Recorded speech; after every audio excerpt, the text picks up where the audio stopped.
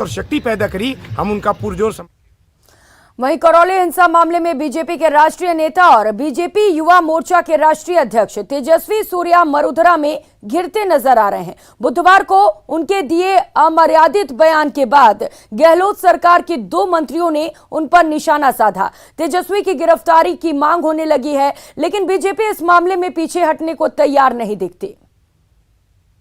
This fight has only begun. ये लड़ाई अब शुरू हुई है गहलोत जी। देखते रहिए आपका हालत क्या होगा, युवा मोर्चा का लड़ाई कैसे लड़ेगा। करौली प्रदर्शन पर घिरे तेजस्वी सूर्या। पहले उन्होंने बड़े मीठेपन से बात करी और फिर पुलिस के साथ धक्का मुक्की। देखिए, पुलिस के साथ धक्का मुक्की करना तो जवाब निश्चित मिलेगा, चाहे वो किसी पार्टी का आदमी हो, चाहे किसी जाति का हो, चाहे किसी धर्म का। तेजस्वी सूर्या की गिरफ्तारी की उठी मांग।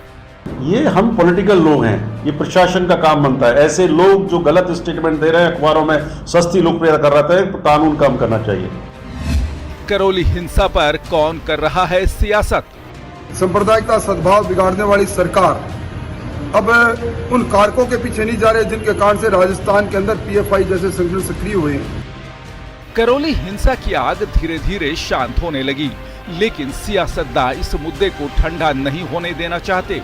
धारा 144 के बाद भी जब बीजेपी नेता करौली को इंसाफ दिलाने पहुंचे तो खुद ही कानून की धारा तोड़ते नजर आए।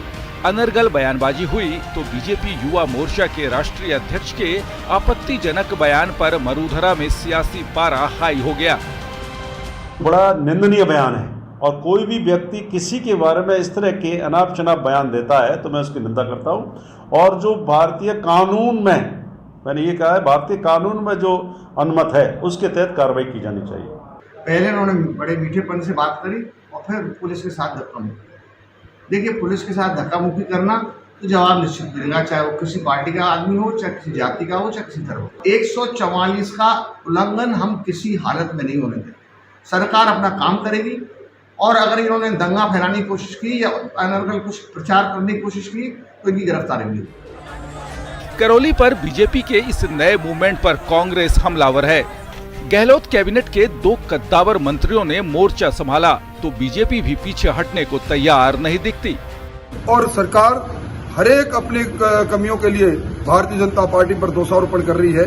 मैं समझता हूं अब सरकार की कलई खुल चुकी है और सरकार की सारी बातें जनता के सामने आ जाएगी। समय का चक्र घूमेगा और ये सरकार ऐसी नस्ते-नबूद होगी। अब तक के सबसे बड़ी शर्मनाक हार गहलोत सरकार की चुनाव के समय में निश्चित तौर पर होगी।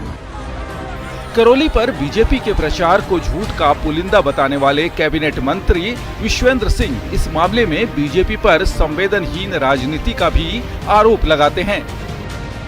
ये लोग कहाँ तो गरीबों को देखने जा रहे थे और गरीबों को देखने जाने की बजाय आप 5 सितारा होटल में रुक गए और रात को 3 बजे तक पार्टी चली वहाँ। ये बड़े शर्म की बात है। तो ये बीजेपी का मखौटा आपको सामने आ गया। करौली कांड को लेकर सीएम गहलोत भी बीजेपी पर सीधे सीधे निशाना साध चुके हैं।